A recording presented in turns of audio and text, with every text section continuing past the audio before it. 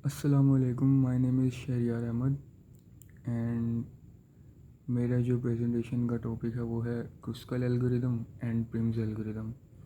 सबसे पहले Kruskal algorithm discuss करते हैं। क्रुस्कल एल्गोरिदम में हमारा एम क्या होता है, हमने फाइंड करना होता है मिनिमम कॉस्ट स्पैनिंग ट्री। हमारे पास कोई ग्राफ गिवन होगा और उसमें से हमने minimum cost spanning tree find करना होता है। तो अगर स्पैनिंग ट्री की बात करें तो उसकी प्रॉपर्टीज़ होती हैं कि उसमें v-1 एजेस होती हैं। जितने हमारे पास वर्टिसेस होंगे ग्राफ के अंदर, उसका जो मिनिमम कॉस्ट स्पैनिंग ट्री होगा उसके अंदर हमारे पास वर्टिसेस से एक कम एजेस होंगी। जैसे अगर हम यहाँ पे देखें 1 2 3 4 5 6 7 7 हमारे पास वर्टिसेस हैं, तो हम जो इसका मिनिमम कॉस्ट स्पैनिंग ट्री बनाएंगे उसकी 6 एजेस होनी चाहिए।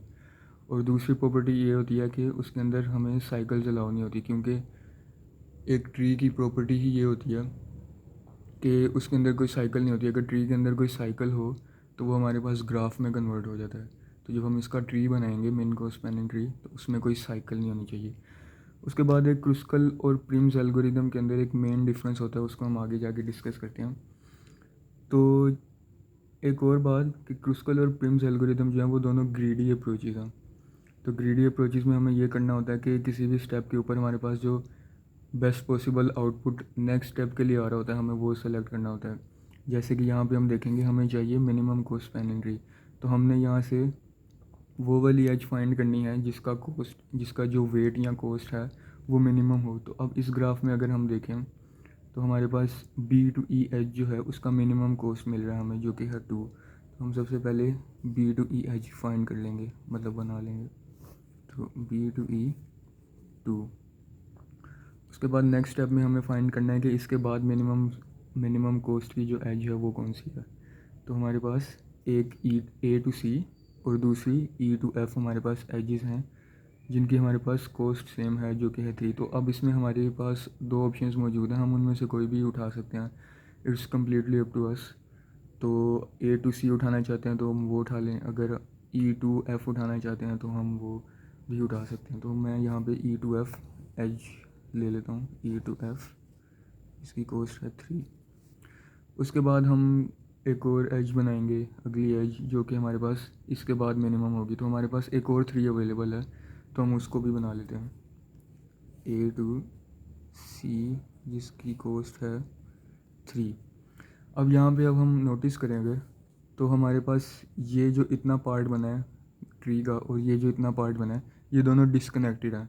हमारे पास जो इंटरमीडिएट आउटपुट आ रही है ना, इंटरमीडिएट, अभी हमारा कंप्लीट नहीं हुआ क्वेश्चन, तो जो इंटरमीडिएट हमारे पास आउटपुट है वो हमारा डिसकनेक्टेड भी हो सकता है। ये क्रुस्कल एल्गोरिदम में होता है, लेकिन जो प्रिम्स एल्गोरिदम है उसमें हर स्टेप में हमारा जो ट्री है वो कनेक्टेड रहता है। तो दोनों में मेन डिफरेंस ये है क्रुस्कल और प्रिम्स में। तो अब यहाँ से आगे चलते हैं। अब हमने अगली स्टेप पे मिनिमम फाइंड करना है। तो हमारे पास अगला जो मिनिमम कॉस्ट है वो एक बी टू सी है, एक ई टू जी और एक जी टू एफ़। या एफ़ टू जी ये अनडायरेक्टेड ग्राफ है तो it works both ways. E to G भी है, G to E, G to F, F to G. तो 3 हमारे पास ऑप्शन है, हम उसमें से कोई भी ले सकते हैं।